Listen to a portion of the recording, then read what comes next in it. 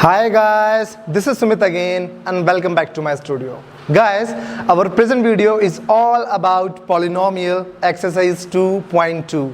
So this video is especially for my class 10th students. So without wasting time, let's continue.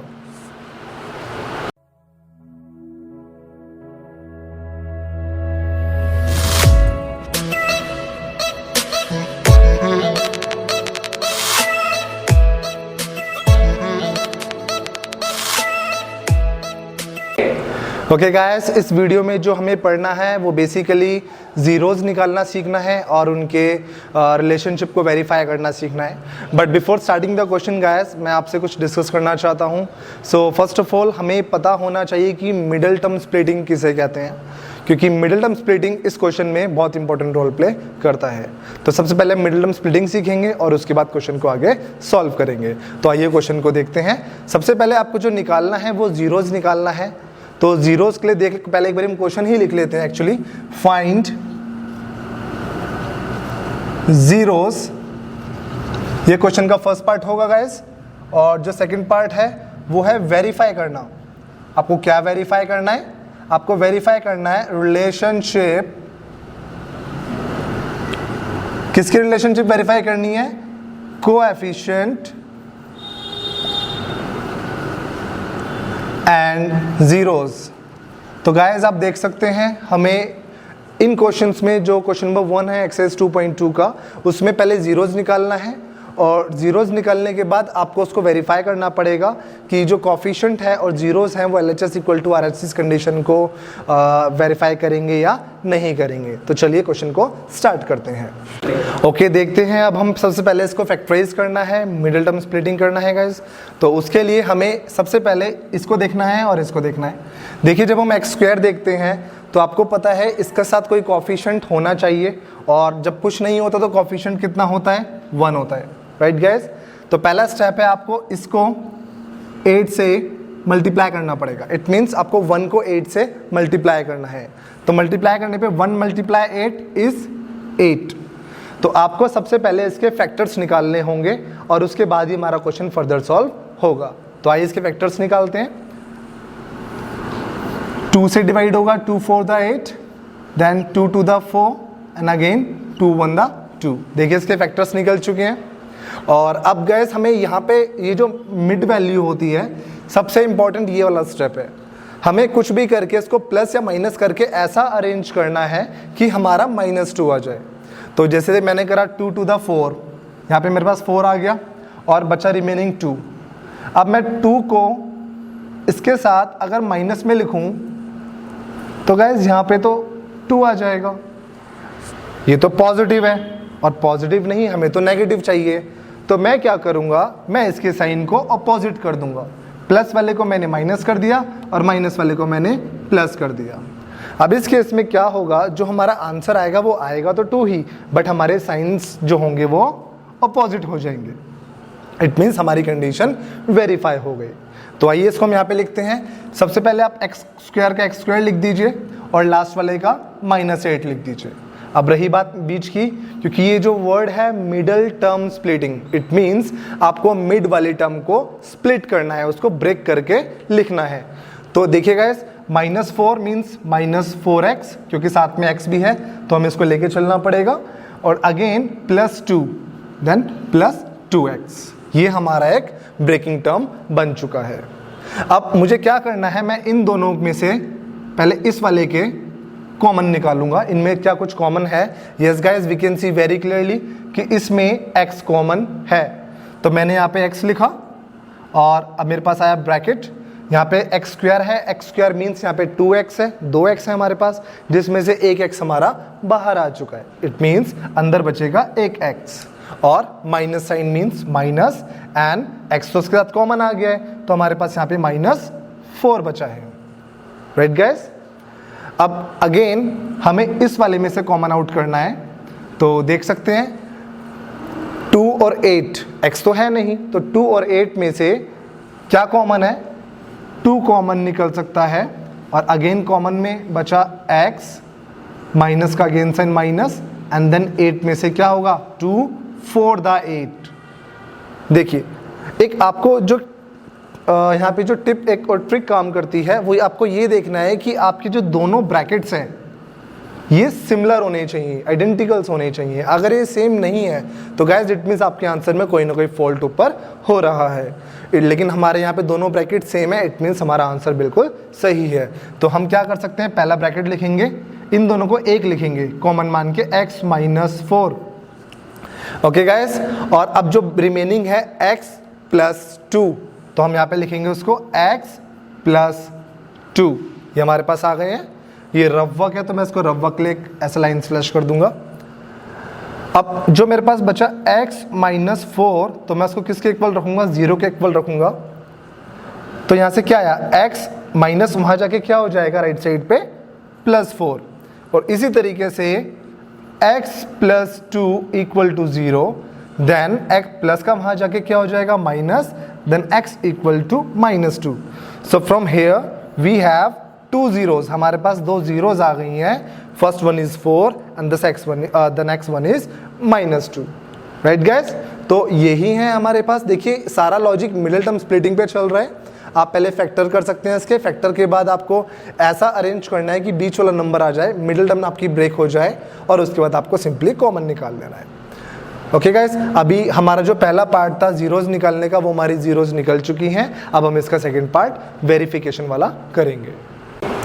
Okay, तो अभी हमारे पास x की value 4 और minus 2 आ चुकी है। But guys in mathematical terms हम इनको अल्फा एंड बीटा से भी रिप्रेजेंट करते हैं, ठीक है। स्पेशली इन मैथ्स हम जीरोस वाले केसेस में अल्फा बीटा लेके चलेंगे। तो जो सेकंड पार्ट क्वेश्चन का है वो है आपका वेरिफिकेशन, और वेरिफिकेशन में आपको 2 कंडीशंस लेनी है,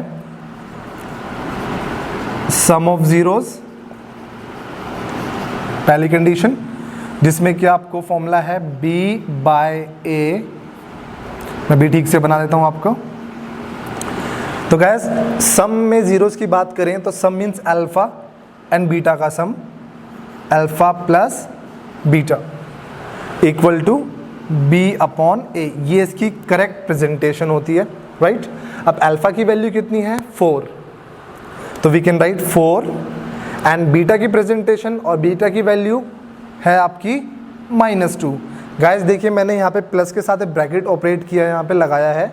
आपको पता होना चाहिए जब एक साथ 2 ऑपरेटर्स आते हैं तो वो हमेशा ब्रैकेट के साथ आते हैं। आप 2 ऑपरेटर एक साथ नहीं लगा सकते हैं, तो आपको एक ब्रैकेट उसमें लगाना नेसेसरी होता है। ओके गाइस, तो यहाँ से अब हमें चाहिए b और a की वैल्यू, बट गाइस मैथ्स में या इस क्वेश्चन के अंदर तो b और a की वैल्यू है ही नहीं हमारे पास।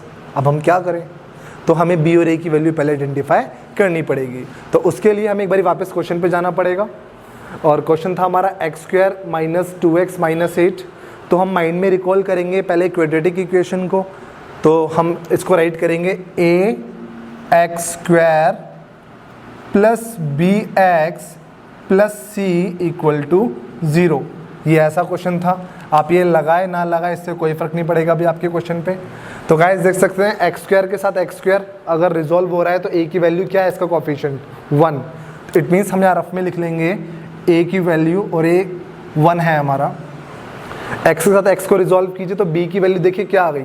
अगर मैं x वाले पोर्शन को हाइड कर दूँ तो b की वैल्यू आ गई हमारी -2। इट मीन्स आप ऐसे इसको सर्कल भी कर सकते हैं। ये आपको सारा माइंड में करना है, आपको ऐसा कोई सर्कल या कुछ अंडरलाइन करके दिखाना नहीं है, ये आपके सब माइंड में चलेगा। तो b की वैल्यू हमारी हो गई -2। ओके गाइज, और c की वैल्यू आपके सामने है -8 आ गई है, देखिए सामने सामने दिख रहा है। तो हमारे पास a, b और c की वैल्यूज यहाँ से निकल कर आ गई है। बस आपको एक क्वाड्रेटिक इक्वेशन का यूज़ यहाँ पे क्वेश्चन में करना होगा। ओके गाइज, तो अभी हमारे पास b, ओके हम फॉर्मूले में एक मिस्टेक हुआ, यहाँ पे माइनस आएगा, ये देखिए। और गाइस ये सबसे इंपॉर्टेंट पॉइंट होता है कि अगर आप अपनी करेक्शंस खुद निकाल सकें तो वो सबसे बेनिफिशियल पॉइंट होता है। तो बाय मिस्टेक मैंने बी लिखा था, अक्सर ऐसा होगा, आपके साथ भी होगा, तो आपको अपनी करेक्शंस खुद ढूंढनी पड़ेंगी। तो गाइस अब यहाँ पे माइनस का एक रोल मैं आपको बता रहा हूँ, बहुत इंपॉर्टेंट है। अगर कभी माइनस आया तो आपको सबसे पहले माइनस तो एज इट इज़ लगाना पड़ेगा, राइट। और उसके बाद आपको b की वैल्यू अलग से लगानी पड़ेगी। तो b की वैल्यू यहाँ पर कितनी है -2। तो आपको -2 ऐसे नहीं लिखना है, आपको -2 ऐसे लिख रहे हैं, जस्ट बिकॉज अभी डिस्कशन हुआ था कि दो ऑपरेटर बिना ब्रैकेट्स के एक साथ नहीं आ सकते। और अपॉन में आएगा आपके पास a, और a की वैल्यू हमारे सामने है 1। अगर हम इसको फर्दर रिजॉल्व करें तो ब्रैकेट ओपन होगा तो प्लस माइनस -2। गाइस आपको पता है मल्टीप्लाई में ब्रैकेट ओपन होगा तो प्लस माइनस माइनस हो गया, और यहाँ पे भी सेम माइनस माइनस +2 अपॉन 1, और यू कैन सिंपली राइट 2, आपको उसकी भी कोई ज़रूरत नहीं पड़ेगी, राइट। अभी सॉल्व करते हैं, 4 में से 2 गए 2, और यहाँ पर भी 2, तो देख सकते हैं आपका LHS RHS के बराबर आ रहा है। इट मीन्स जो आपका सम ऑफ जीरोज, ये जो पहली कंडीशन थी ये आपकी बिल्कुल परफेक्ट आ रही है। आपको माइनस वाला ध्यान रखना है, ये एक सिंपल मिस्टेक है और कैजुअली आप स्टार्टिंग में इसको करेंगे। ओके गाइस, अभी हमें इसका करना है प्रोडक्ट ऑफ इट्स जीरोज वाला कंडीशन सॉल्व। तो चलिए प्रोडक्ट वाला देख लेते हैं जो हमने डिस्कशन किया है। तो सबसे पहले मैं स्टेटमेंट लिखूंगा प्रोडक्ट ऑफ जीरोज, और गाइस आप प्रोडक्ट ऑफ इट्स जीरोज भी लिख सकते हैं। तो उसका फॉर्मूला है C/A। वेरिफिकेशन में ये आपको इस तरह से वेरीफाई करना पड़ेगा रिलेशनशिप को। तो प्रोडक्ट के लिए आपको पता है आपके पास दो वैल्यूज़ थी, तो प्रोडक्ट में आपके पास जो सिंबल आएगा वो मल्टीप्लाई का आएगा। It means alpha into beta, right, and equal to में C/A। तो आपके पास अल्फ़ा 4 है, आप देख सकते हैं। और मल्टीप्लाई के लिए मैं ऐसा साइन यूज़ नहीं करूँगा गाइस, क्योंकि अगर मैंने ऐसा किया तो जब मैं माइनस बीटा की वैल्यू लगाऊंगा -2, तो देखिए यहाँ पे दो ऑपरेटर एक साथ आ गए हैं। गाइस ये बहुत बड़ा इशू होता है क्लास 7 और 8 के लिए। एक्चुअली वो इस तरह की चीज़ें यूज़ करते हैं और यहीं पर हमारा आके बॉड मास रॉन्ग हो जाता है। तो हमें ध्यान रखना है हम इसको इस तरीके से प्रेजेंट करें, राइट गाइस। ओके, या तो आप एक सिंपल तरीका कर सकते हैं, you can write like this. आप ऐसा कर सकते हैं 4 × -2, ये एक और प्रेजेंटेशन है। और इक्वल टू में C का वैल्यू आपके पास है -8 और A का वैल्यू जो है आपके पास 1 है। तो मल्टीप्लाई करते हैं 4 × 2 8 एंड प्लस माइनस माइनस, तो -8, और इक्वल टू में भी आपके पास -8 है। और आपको पता है 1 अगर अपॉन में हो तो हम कैजुअली न्यूमरेटर को ही लिख देते हैं। तो ये एक और वे है प्रोडक्ट ऑफ जीरोज़ का। तो आपके पास जो पार्ट नंबर 2 का कंडीशन था जिसमें आपको रिलेशनशिप वेरीफाई करनी है, तो उसके दो पार्ट्स होते हैं। The number 1 is sum of it zeros and the number 2 is product of it zeros. अगर वो दोनों वेरीफाई हो जाती हैं इट मीन्स आपका क्वेश्चन 100% परफेक्ट है, राइट गाइस। एक बार इसका शॉर्ट रिकैप कर लेते हैं। इस क्वेश्चन के हमारे पास कितने पार्ट्स होंगे? इस क्वेश्चन के हमारे पास दो पार्ट हैं। Part number 1, we have to find zeros आप किसी भी तरीके से निकाल सकते हैं गाइस। ऐसा कोई नेसेसरी नहीं कि आपको मिडिल टर्म स्प्लिटिंग ही करना है, आपको किसी भी तरीके से सॉल्यूशन निकाल के उसका आंसर डिलीवर करना है। अल्टीमेट लॉजिक आपको x की वैल्यूज़ निकालनी है, राइट, अल्फ़ा बीटा की। And the second part is आपको वेरीफाई करना है। वेरीफाई करने के लिए आपको दो पार्ट्स बताए गए, first sum of it zeros and the next is product of it zeros. Guys ये आपको क्वेश्चन में करना पड़ेगा। अगर ये आपके बिल्कुल वेरीफाई हो रहे हैं इट मीन्स आपका आंसर बिल्कुल परफेक्ट है। तो ये था एक्सरसाइज 2.2 का हमारा इंट्रो। गाइस अगर आपको इसके रिगार्डिंग और क्वेश्चंस चाहिए तो प्लीज़ मुझे कमेंट बॉक्स में मैसेज करके दीजिए। जब तक के लिए नमस्कार।